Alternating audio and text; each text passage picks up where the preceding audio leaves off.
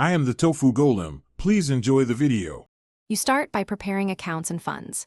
Create and verify your Stakecut account, enable 2FA for security, and link a wallet.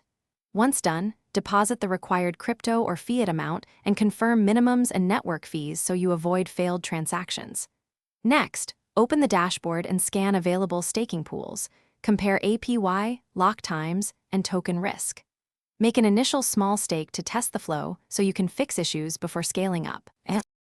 Now you execute and optimize. Choose a pool by balancing APY against lock period and total value locked, and consider token fundamentals. This reduces chance of impermanent problems. Stake in staged increments, 1/4, then 1/2, to confirm rewards and withdrawals work. Once confident, increase to your target.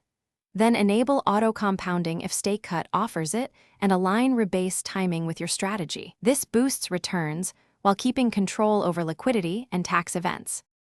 Finish by locking in monitoring and exit plans. You should check rewards, fees, and withdrawal windows daily, and set alerts for APY or price drops so you react quickly.